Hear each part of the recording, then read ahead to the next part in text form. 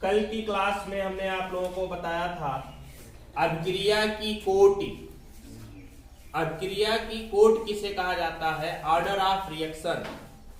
अभिक्रिया की कोट परिभाषित करने के बाद हमने बताया था अभिक्रिया की कोट के अनुसार अभिक्रियाओं के प्रकार, जिनमें पहला प्रकार हमने बताया था जीरो ऑर्डर रिएक्शन, शून्य कोट की अभिक्रिया। शून्य कोट की अभिक्रिया बताई गई थी। उसके बाद हमने कहा था कि कल दूसरे क्लास में हम आपको बताएंगे प्रथम कोट की अभिक्रिया। तो आज हम पढ़ेंगे कौन सा? प्रथम कोट की अभिक्रिया, फर्स्ट ऑर्डर रिएक्शन। प्रथम कोट की अभिक्रिया किसे कहा जाता है? फर्स्ट ऑर्डर रिएक्शन किसे कहा जाता है? देखिए, ऐसी अभिक्रिया जिसकी दर अभिकारक की सांद्रता के 1 घात के समानुपाती होती है। ऐसी अभिक्रिया जिसकी दर अभिकारक की सांद्रता के प्रथम घात का मतलब 1 घात के समानुपाती होती है। तो इस प्रकार की अभिक्रिया को कौन सी अभिक्रिया कहा जाता है? प्रथम कोट की अभिक्रिया कहा जाता है। फर्स्ट ऑर्डर रिएक्शन कहते हैं उसे, प्रथम कोट की अभिक्रिया कहा जाता है। मान रहे हैं कि माना एक अभिक्रिया निम्न प्रकार से हो रही है। एक अभिक्रिया निम्न प्रकार से हो रही है, कौन सा? A gives out product, A gives out product T equal to 0 समय पर प्रारंभिक सांद्रता। यहां पर लिख सकते हैं T इक्वल टू 0 समय पर प्रारंभिक सांद्रता, T इक्वल टू 0 समय पर प्रारंभिक सांद्रता। मान रहे हैं कि इसकी स्मॉल a है, अभिक्रिया शुरू नहीं हुई है तो उत्पाद 0 बना है। कुछ समय व्यतीत हो गया, t समय पर सांद्रता, मतलब समय व्यतीत हो गया तो a में से x भाग किस में परिवर्तित हो गया? प्रोडक्ट में परिवर्तित हो गया। तो इसके पास बचा कितना आपका? a माइनस x बचा। कितना बचा? a माइनस x बचा। और हमने बताया कि प्रथम कोट की अभिक्रिया के लिए क्या होता है, प्रयोगों द्वारा निर्धारित किया जाता है। प्रथम कोट की अभिक्रिया के लिए अभिक्रिया का वेग प्रोपोर्शनल क्या होता है? Active mass of A। मतलब क्या हुआ इसका मतलब यह हुआ अभिकारक की सांद्रता के कितने घात के? 1 घात के समानुपाती होता है। प्रथम कोट की अभिक्रिया के लिए हमने पहले बता दिया कि वह अभिक्रिया जिसकी दर या जिसका वेग अभिकारक की सांद्रता के कितने घात पर 1 घात के समानुपाती होता है, उसे क्या कहते हैं? हम प्रथम कोट की अभिक्रिया कहते हैं। अर्थात अभिक्रिया का वेग proportional active mass of A। या हम लिखेंगे यहां पर क्या? या लिखेंगे क्या यहां पर? अभिक्रिया का वेग equal to K active mass of A। और हम जानते हैं कि T समय पर अभिकारक की सांद्रता में परिवर्तन कितने का हुआ है? X का परिवर्तन हुआ है ना। और कितने समय में? T समय में। तो अभिक्रिया का वेग क्या हो जाएगा? dx by dt equal to K। और T समय पे अभिकारक A की सांद्रता शेष कितनी बची हुई? A minus x। A minus x, जहां K क्या है?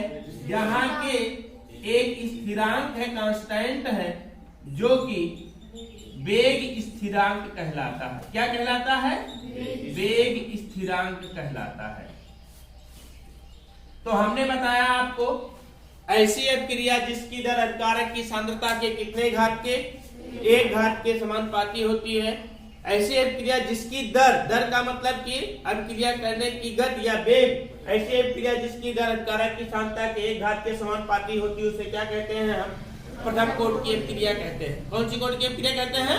प्रथम कोट की अभिक्रिया कहा जाता है। तो नोट लिखिए, प्रथम कोट की अभिक्रिया लिखे। वह अभिक्रिया जिसकी दर अभिकारक की सांद्रता के अभिकारक की सांद्रता के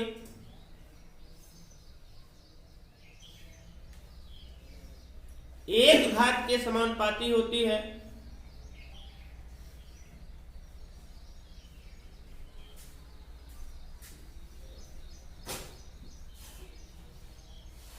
प्रथम कोट की अभिक्रिया कहलाती है।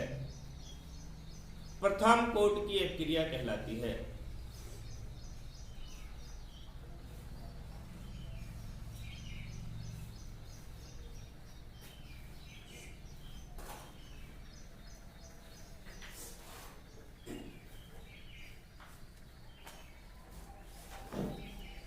माना एक अभिक्रिया निम्न प्रकार से हो रही है।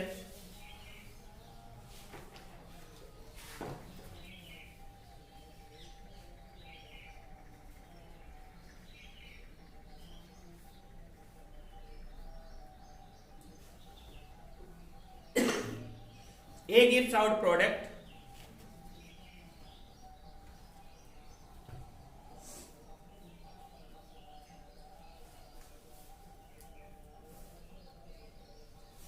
A gives out product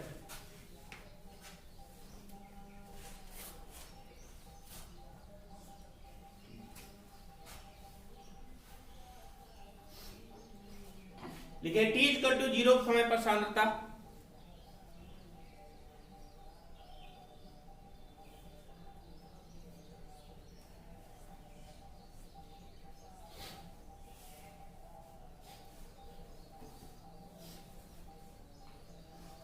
A product की 0, यहीं तक इसको लिखिएगा। प्रोडक्ट कितना 0, टी समय पर सांद्रता ए माइनस एक्स इंटू एक्स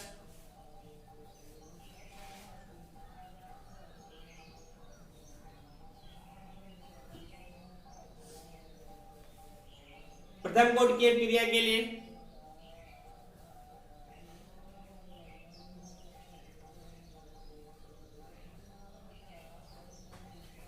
अभिक्रिया का वेग प्रपोर्शनल एक्टिव मास ऑफ ए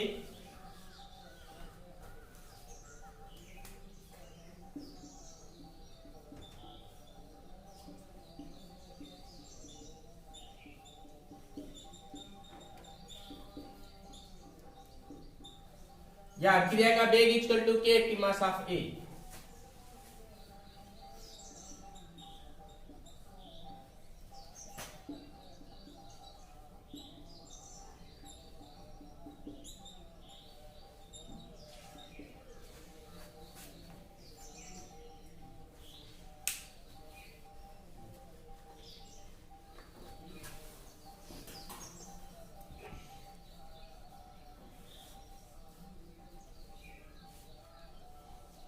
समझ गया इसको? समझ गए इसको? अब हेडिंग बनाइए प्रथम कोट की अभिक्रिया के उदाहरण। प्रथम कोट की अभिक्रिया के उदाहरण।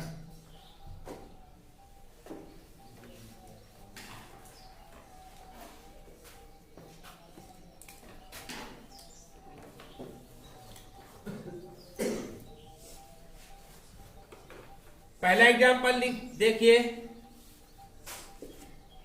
हाइड्रोजन पेरोक्साइड का तापीय अपघटन 2H2O2 gives out 2H2O plus O2। ये कौन सी कोट की अभिक्रिया है? प्रथम कोट की अभिक्रिया है। अभिक्रिया दर इक्वल टू क्या हो जाएगा? K into active mass of H2O2।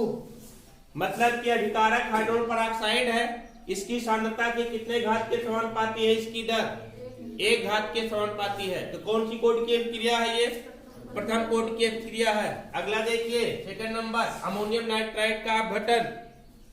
Ammonium nitride की बात करते हैं 10H4NO2। यह घटित होता है तो क्या बनाता है आपका? क्या बनाएगा? N और N बना लेगा आपका N2 और प्लस निकल जाएगा क्या आपका 2H2O। इसके लिए दर प्रोपोर्शनल, दर इक्वल टू क्या हो जाएगा? K into active mass of NH4NO2। है ना। अगला एग्जांपल देख लीजिए, जैसे है आपका मेथिल एसीटेट। तीसरा देखिए मेथिल एसीटेट। मेथिल एसीटेट का फार्मूला होता है CH3COO CH3। इसका हाइड्रोलाइसिस करा देते हैं H2O के द्वारा, जल अपघटन कराते हैं तो यहां से बन जाएगा क्या CH3COOH, और फिर क्या बनेगा CH3OH। H2O को हम इस तरीके से भी तो लिख सकते हैं HOH के रूप में, तो यहां से क्या निकल जाएगा आपका CH3OH और प्राप्त हो जाएगा CH3COOH। मतलब CH3COOH एस्टिक अम्ल और मेथिल अल्कोहल CH3OH प्राप्त होता है। इसकी दर क्या होती है, इसकी दर क्या होती है, दर इक्वल टू क्या हो जाएगा K into active mass of CH3COO CH3 methyl acetate का 1 घात के समानुपाती हो जाएगी। ये क्या है आपके प्रथम कोड की क्रिया के सभी क्या है उदाहरण है। नोट कर लीजिए, इसको नोट करिए जल्दी।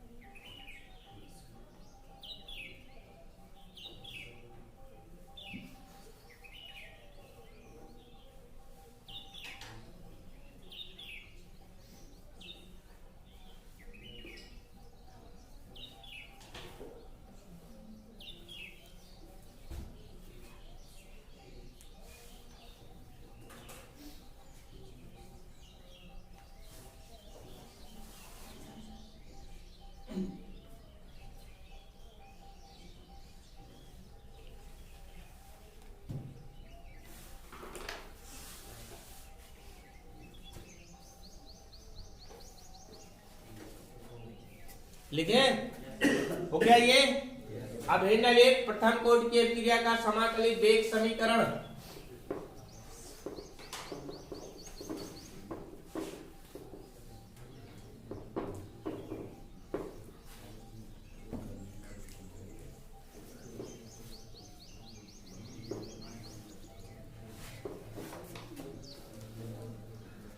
लिखेंगे तो क्या, प्रथम कोट की अभिक्रिया का समाकलित वेग समीकरण। प्रथम कोट की अभिक्रिया का समाकलित वेग समीकरण। अभिक्रिया लिखेंगे वही अभिक्रिया जो बार बार लिख रहे हैं, कौन सा, ए गिव्स आउट प्रोडक्ट, ए से उत्पाद बन रहा है, T इक्वल टू 0 समय पर सांद्रता, T इक्वल टू 0 समय पर सांद्रता। इसकी मान रहे हैं कितनी है, A है, प्रोडक्ट की कितनी है 0 है, लेकिन कुछ समय व्यतीत हो गया, T समय पर सांद्रता, T समय पर सांद्रता जैसे अभी मैंने इसके पहले बताया था कितना हो जाएगा इसका x, तो इसके पास बचेगा कितना A माइनस एक्स। और हम जानते हैं, क्या जानते हैं कि अभिक्रिया का वेग प्रोपोर्शनल एक्टिव मास ऑफ ए, किसके लिए, प्रथम कोट की अभिक्रिया के लिए। ये किसके लिए होता है, प्रथम कोट की अभिक्रिया के लिए, प्रथम कोट की अभिक्रिया के लिए, है ना। ये प्रथम कोट की अभिक्रिया के लिए होता है। अभिक्रिया का वेग प्रोपोर्शनल एक्टिव मास ऑफ ए आपको पता होना चाहिए। टी समय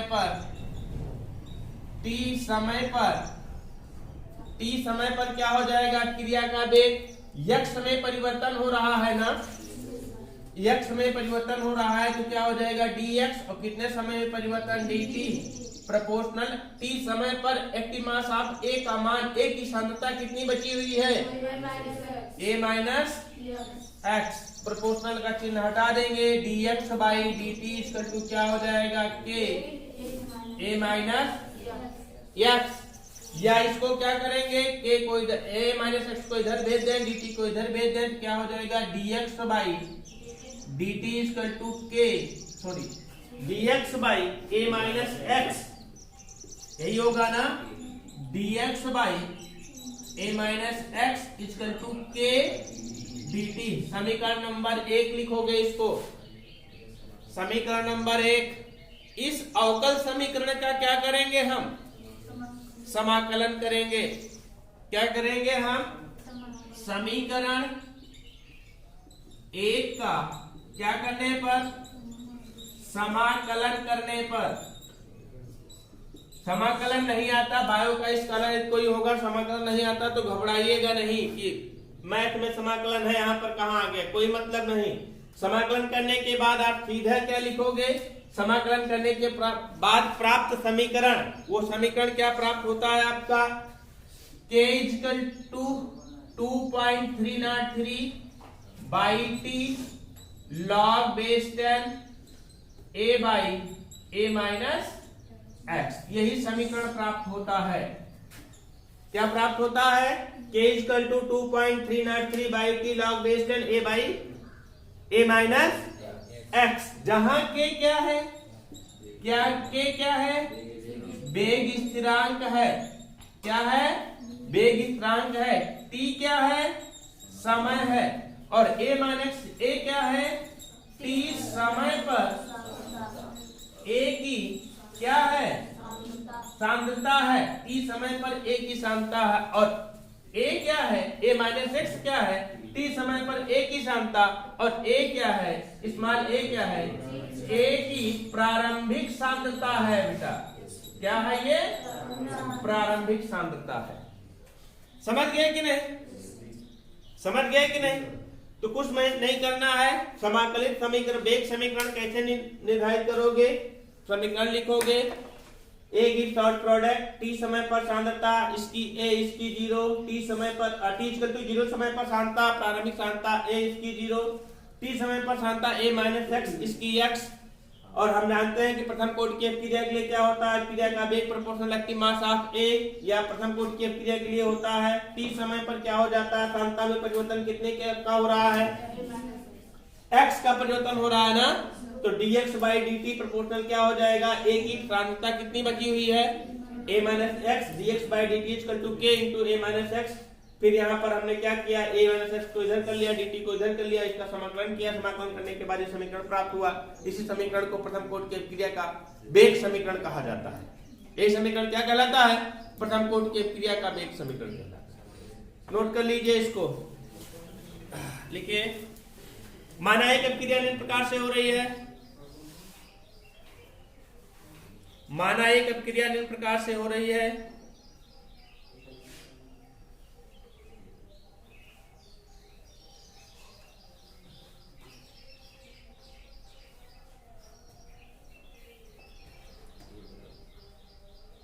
A gives out product,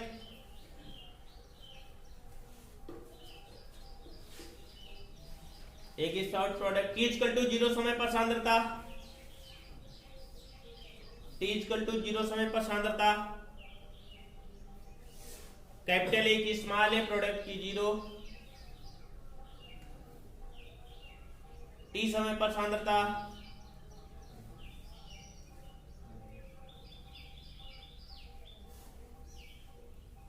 A की A माइनस एक्स प्रोडक्ट की एक्स,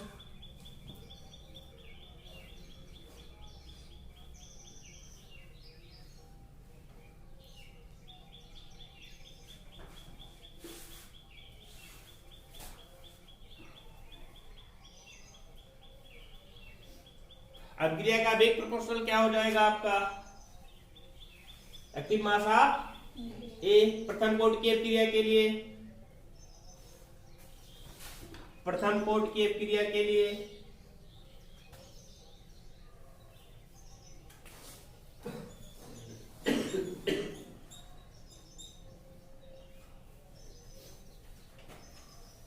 टी समय पर dx by dt proportional a minus X, dx by dt proportional a minus X.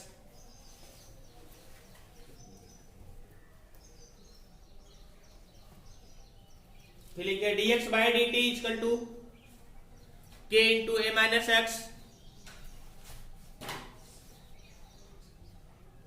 k into a minus X. फिर लिखे dx by a minus x equal to dx by a minus x equal to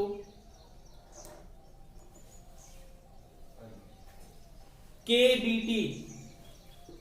समीकरण number 1 लिखिएगा।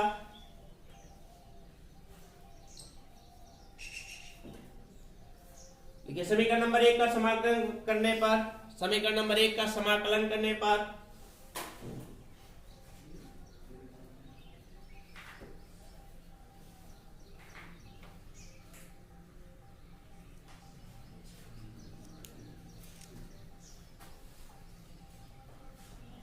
समाकलन करने पर क्या हो जाएगा, k equal to 2.303 by T, k equal to 2.303 by T log base 10 a by a minus X. देखिए जहां के क्या है, वेग स्थिरांक स्मॉल टी, समय स्मॉल ए, अभिकारक की प्रारंभिक सांद्रता, अभिकारक की प्रारंभिक सांद्रता a minus X, a minus X क्या है, हाँ अभिकारक की t समय पर सांद्रता है।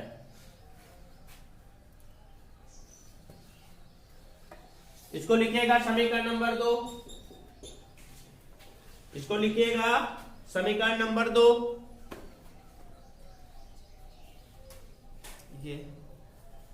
यही समीकरण नंबर 2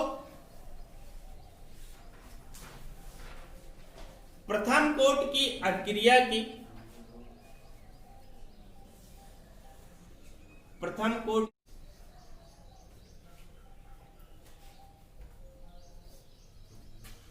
बलगतिक समीकरण कहलाती है, बलगतिक समीकरण कहलाती है, काइनेटिक इक्वेशन बलगतिक समीकरण कहलाती है।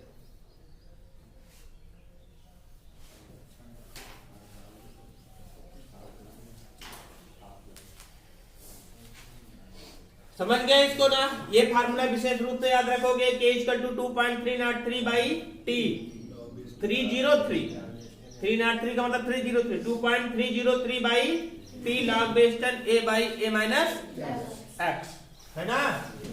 अब आपको पढ़ना है इसी समीकरण पर अर्ध आयु, हेडिंग बनाइए अर्ध आयु, हाफ लाइफ,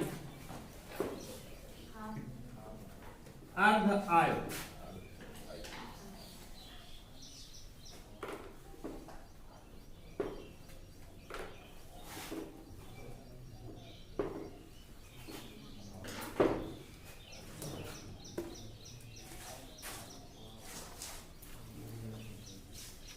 अर्ध आयु, हाफ लाइफ, हाफ लाइफ।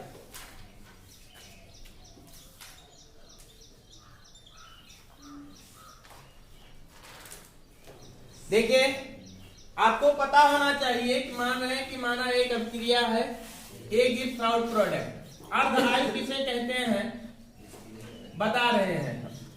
इसकी सांद्रता कितनी है, ए है। t इक्वल टू 0 समय पर, t इक्वल टू 0 समय पर प्रारंभिक सांद्रता, t इक्वल टू 0 समय पर प्रारंभिक सांद्रता इसकी कितनी है, a है, a है। और प्रोडक्ट की कितनी है, 0 है। अब कुछ समय पर अर्थात t समय पर सांद्रता इसकी आधी रह गई। आधी रह जाने का मतलब क्या हुआ, आधा किसमें परिवर्तित हो गया, प्रोडक्ट। भाई ए से ये प्रोडक्ट बन रहा है ना, प्रोडक्ट जब बनेगा तो इसकी सांद्रता क्या होगी, कम होगी। पहले थोड़ा सा कम होगी, फिर थोड़ा सा कम होगी, फिर थोड़ा सा कम होगी। एक अवस्था ऐसा आ जाएगा कि क्रिया होते होते होते होते ये अपनी प्रारंभिक क्षमता का कितना रह जाएगा, आधा भाग रह जाएगा। आधा रह जाने का मतलब क्या हुआ कि आधा किसमें परिवर्तित हो गया, प्रोडक्ट में परिवर्तित हो गया। समझ रहे हैं ना। और जितने समय में कोई भी अभिकारक पदार्थ अपनी प्रारंभिक क्षमता का आधा भाग उत्पाद में परिवर्तित हो जाता है, या यह कह सकते हैं कि आधा भाग शेष रह जाता है, तो वही समय उस क्रिया का क्या कहलाता है, अर्ध आयुकाल कहलाता है, हाफ लाइफ कहलाता है। जितने भी समय में कोई अभिकारक पदार्थ अपनी प्रारंभिक सांद्रता का आधा भाग उत्पाद में परिवर्तित हो जाए, इसकी प्रारंभिक सांद्रता A थी, ये आधा भाग उत्पाद में परिवर्तित हो जाएगा, तो किसमें कितना, A/2 में A/2 उत्पाद में परिवर्तित हो जाएगा, और इसके पास बचेगा कितना आपका, A/2 बचेगा। यही तो बचेगा, A/2 उत्पाद बन गया और A/2 क्या हुआ आपका, शेष बचा। और जितने समय में यह प्रक्रिया होगी, क्या प्रक्रिया होगी कि अपनी प्रारंभिक क्षमता का आधा भाग उत्पाद में बदल जाएगा और आधा भाग शेष रह जाएगा। जितना समय लगेगा वही समय क्या कहलाता है आपका, टी हाफ कहलाता है, अर्थात अर्ध आयु कहलाता है। समझ रहे हैं ना, समझ पा रहे हैं कि नहीं। अर्धायु काल का मान, अर्धायु काल किसे कहा जाता है, वह समय जितने समय में कोई अभिकारक पदार्थ अपनी प्रारंभिक क्षमता का आधा भाग उत्पाद में परिवर्तित हो जाए, आधा भाग उत्पाद में परिवर्तित हो जाए या आधा शेष रह जाए, वही समय को क्या कहते हैं हम, अर्ध आयुकाल कहते हैं। और इसे प्रदर्शित किससे किया जाता है, टी हाफ से प्रदर्शित किया जाता है। किससे, टी हाफ से प्रदर्शित किया जाता है। अब अर्धायुकाल का मान निकालेंगे कैसे, हम प्रथम कोटि की क्रिया का समाकलित वेग समीकरण जानते हैं। क्या जानते हैं, k = 2.303 by t log base 10 a/a-x जानते हैं ना। हम k का मान की गणना कर रहे हैं अर्ध आयु पर। अर्ध आयु पर कैसे गणना करेंगे, t का मान क्या रख देंगे हम, t हाफ रख देंगे। अर्ध आयु काल निकाल रहे हैं तो t के स्थान पर क्या रखेंगे हम, t हाफ रखेंगे। t हाफ log base 10 और प्रारंभिक सांद्रता A होती है ना, तो प्रारंभिक सांद्रता A हो गई और T हाफ समय पर सांद्रता आपकी कितनी बची है, A/2 बची है ना। मतलब A-x के स्थान पर हम क्या लिख देंगे, A/2 लिख देंगे, तो क्या हो जाएगा आपका A/2। सॉल्व करेंगे इसको, k = 2.303 by t half log base 10 ऊपर चला जाएगा 2a/a, a से a क्या हो गया, कैंसिल हो गया। k = 2.303 by t half log base 10 2, और log बेस 10 2 का मान कितना होता है, log बेस 10 2 का मान कितना होता है 0.3010 होता है कि नहीं होता है। क्योंकि log बेस 10 2 = क्या होता है 0.3010, इस मान को यहां पर रख देंगे तो क्या हो जाएगा, k = 2.303 इंटू कितना हो जाएगा 0.3010 बाई टी हाफ। दिख नहीं रहा होगा ना, टी हाफ, इतना समझ गए ना। अब इसका हम क्या करते हैं, मल्टीप्लाई करते हैं। जब इसका मल्टीप्लाई करते हैं तो k = आता है 0.6931 बाई टी हाफ, या टी हाफ = क्या हो जाता है, या टी हाफ = क्या हो जाता है आपका 0.6931 बाई टी। यही क्या होता है प्रथम कोटि की क्रिया के लिए अर्धायु का मान, है ना। अर्धायु काल का मान क्या यहाँ पर स्मॉल a का कोई स्टेप है, नहीं। स्मॉल a बोले तो अभिकारक की प्रारंभिक सांद्रता का कोई स्टेप है नहीं है, अर्थात अर्धायु काल का मान अभिकारक की प्रारंभिक सांद्रता पर निर्भर नहीं करता है। अर्धायु काल का मान के लिए कोई एक का कोई स्टेप है, स्मॉल a है नहीं है। इसका मतलब ये होता है कि अर्धायु काल का मान अभिकारक की प्रारंभिक सांद्रता पर निर्भर नहीं करता है। चाहे हम थोड़ी सी सांद्रता लें, चाहे ढेर सारी सांद्रता लें, चाहे बहुत थोड़ा सा ही लें, लेकिन उसका आधा भाग समय, आधा भाग जितने समय में परिवर्तित होने में लगेगा वही उसका क्या कहलाएगा, अर्धायु काल कहलाएगा। हम कह सकते हैं कि थोड़ी सी मात्रा जितना समय लेगी, आधा भाग उसका उत्पाद बनाने में उतना समय लेगी बहुत बड़ी सी मात्रा। नहीं समझ पा रहे? ये नहीं है जिसका मतलब क्या हुआ, ये नहीं है जिसका मतलब यही हुआ कि अगर हम कोई ऐसा पदार्थ लें, उसका थोड़ा सा ही भाग लें और उसी का ढेर सारा भाग ले लें, तो जितना समय ढेर सारा भाग, जितना समय लेगा ढेर सारा भाग में से आधा भाग उत्पाद में बनाने के लिए, उतना समय ही लेगा थोड़ा सा भाग, थोड़ी मात्रा वाला आधा भाग उत्पाद में बनाने के लिए। हमारा कहने का मतलब क्या हुआ कि चाहे अधिक सांद्रता लें चाहे कम सांद्रता लें, समय उतना ही लगेगा, अर्धायु काल का मान उतना ही आएगा। कुल मिलाकर के ये जानिए कि अर्धायु काल T 0.6931/K होता है। समझ गया इसको? तो हेड लाइए अर्धायु, हाफ लाइफ। देखिए अर्धायु, देखिए वह समय जिसमें अभिकारक की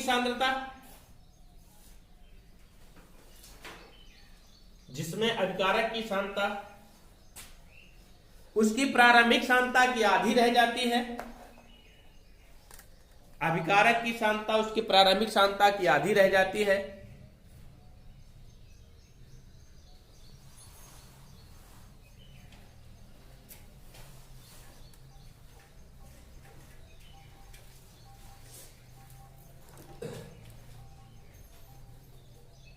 अभिक्रिया की अर्धायु कहलाती है।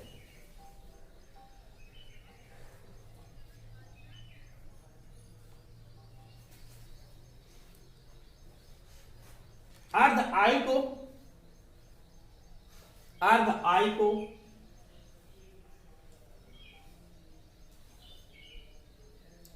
T हाफ या T 0.5 से प्रदर्शित करते हैं। T हाफ या T 0.5 से प्रदर्शित करते हैं।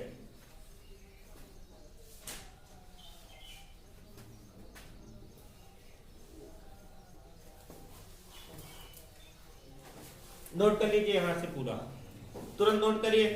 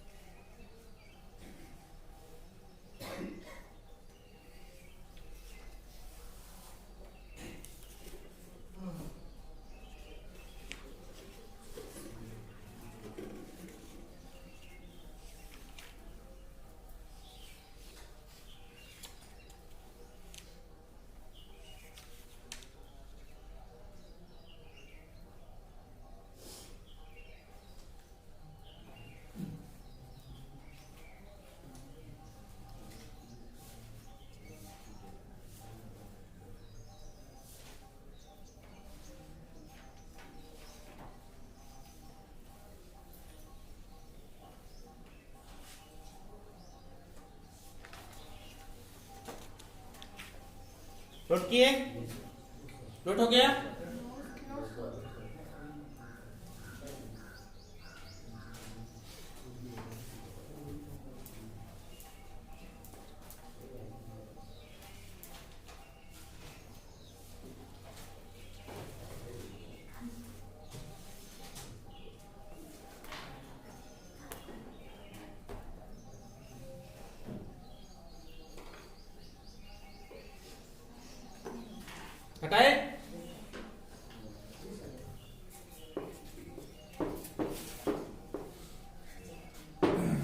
अभी डालिए प्रथम कोटि की क्रिया के लिए वेग स्थान का मात्रक।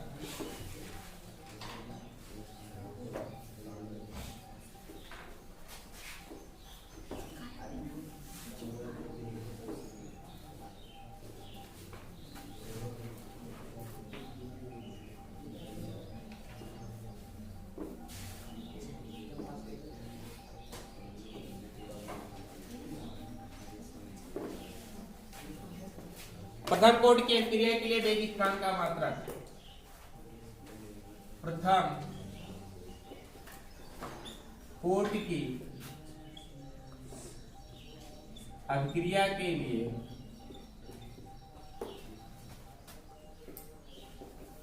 वेग स्थिरांक का मात्रक।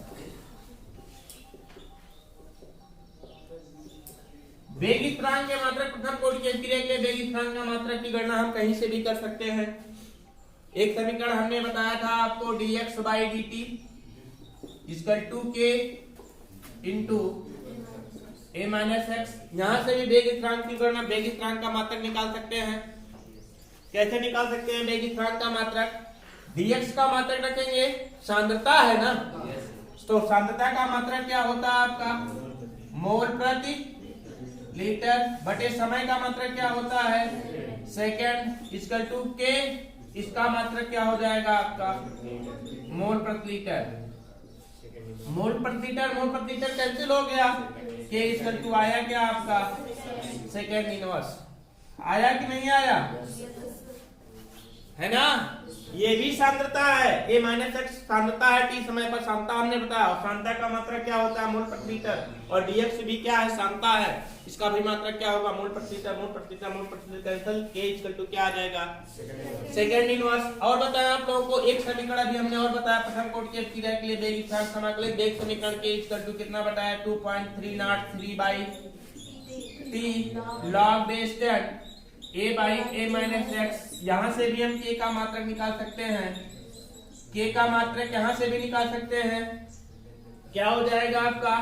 2.303 बाई सेकेंड, t का मात्रक क्या हो जाएगा? सेकेंड लॉग बेस 10, a का मात्रक क्या हो जाएगा आपका? मोल प्रति लीटर। a मात्रा, a सांद्रता है ना, और a माइनस एक्स भी सांद्रता है, तो क्या हो जाएगा आपका? मोल प्रति लीटर हो जाएगा। ये कैंसिल हो गया, और ये भी कुछ का कोई मात्रक तो होगा नहीं, इसलिए क्या हो जाएगा? k का मात्रक बराबर सेकेंड इनवर्स। होगा कि नहीं होगा? एक समीकरण हमने और आपको बताया था, आपको अभी k इक्वल टू कितना बताया? 0.693 बाई टी हाफ, यही बताया था ना। और टी हाफ को मापेंगे किसमें? यदि हम सेकेंड में मापते हैं तो 0.6931 बाई सेकेंड, तो क्या हो जाएगा? k इक्वल टू क्या हो जाएगा आपका? Second inverse. तो सब जगह से हमने निकालना दिखाया, तो आपको पता होना चाहिए प्रथम कोटि की अभिक्रिया के लिए वेग स्थिरांक का मात्रक क्या होता है? सेकेंड इनवर्स होता है। यदि यही समय को सेकंड में माप रहे हैं तो सेकेंड इनवर्स होगा, मिनट में मापेंगे तो मिनट इनवर्स होगा, मिनट में मापेंगे तो मिनट इनवर्स होगा, घंटे में मापेंगे तो घंटा इनवर्स होगा, और दिन में मापेंगे तो दिन इनवर्स हो जाएगा। समझ आए कि नहीं हो? तो लिखिए स्टार लगा करके, इसको लिखोगे आप लोग, हमें तो नहीं लगता है लिखने की आवश्यकता है। हाँ, तो लिखिए आप लोग, समझ गए हैं ना? तो स्टार लगा के लिखिए। प्रथम कोटि की अभिक्रिया के लिए वेग बहुत पूछा जाता है, प्रथम कोटि की अभिक्रिया के लिए वेग स्थिरांक का मात्रक बहुत पूछा जाता है। प्रथम कोटि की अभिक्रिया के लिए वेग स्थिरांक का मात्रक, प्रथम कोटि की अभिक्रिया के लिए वेग स्थिरांक का मात्रक क्या होगा?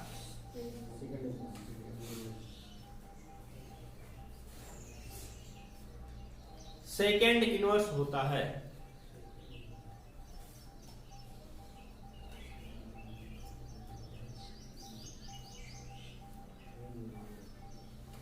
यदि समय को मिनट में मापते हैं तो मिनट इनवर्स,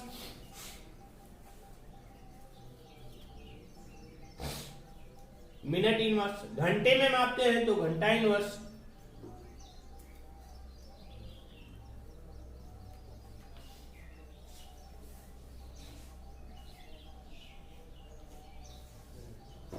और दिन में मापते हैं तो दिन इनवर्स होगा।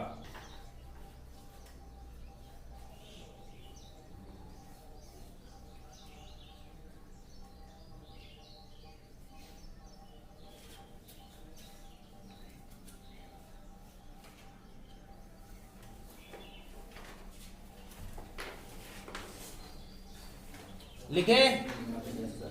प्रथम कोटि की अभिक्रिया के लिए लास्ट पॉइंट लिखे, प्रथम कोटि की अभिक्रिया के लक्षण, प्रथम कोटि की अभिक्रिया के लक्षण।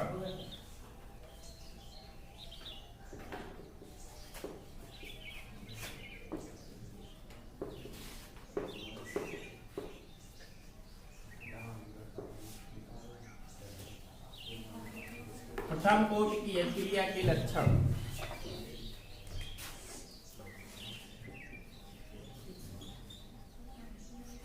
प्रथम कोटि की अभिक्रिया के लक्षण क्या क्या लक्षण होते हैं?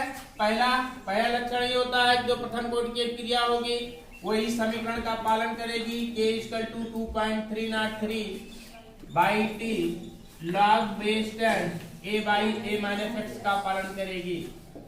प्रथम कोटि की अभिक्रिया का मुख्य लक्षण यही होता है, जहां आप लोग सब जानते हैं यहाँ पर T क्या है, समय है, K वेग स्थिरांक है, A प्रारंभिक सांद्रता, A-x, T समय पर सांद्रता है।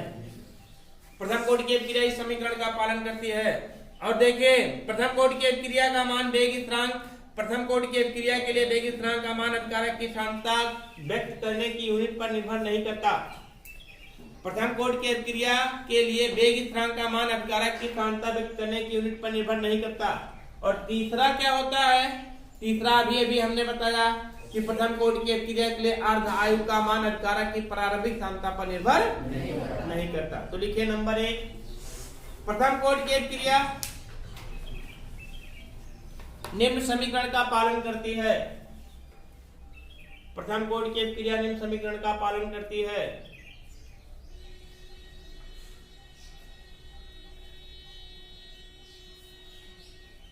कौन सा समीकरण का पालन करती है? K = 2.303/T log base 10 A/A-x। समीकरण लिख लीजिए, K = 2.303/T log base 10 A/A-x।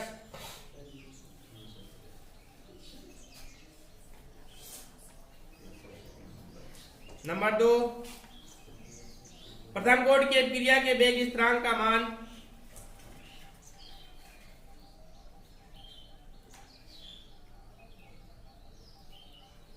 प्रथम कोटि की अभिक्रिया के वेग स्थिरांक का मान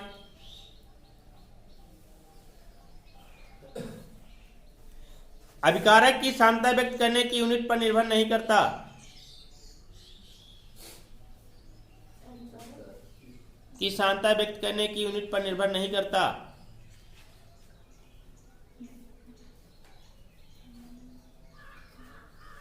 अभिकारक की सांद्रता व्यक्त करने की यूनिट पर निर्भर नहीं करता।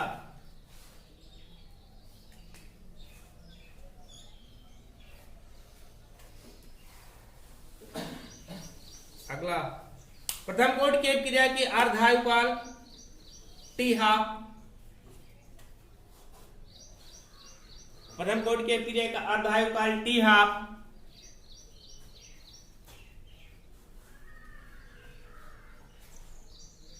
अभिकारक की प्रारंभिक सांद्रता पर निर्भर नहीं करती।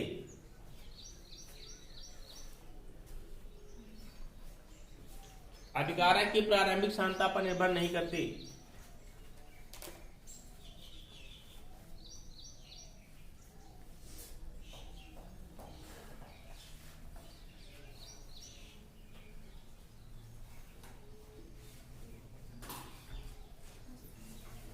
कल की क्लास में हम आप लोगों को अब बताएंगे इस फार्मूले पर आंकिक प्रश्न। प्रथम कोटि की अभिक्रिया से संबंधित जितने टाइप्स के आंकिक प्रश्न आपसे पूछे जाते हैं सारे टाइप्स के आंकिक प्रश्न कल हम समाप्त कर देंगे। कल आंकिक प्रश्न का ही टॉपिक रहेगा।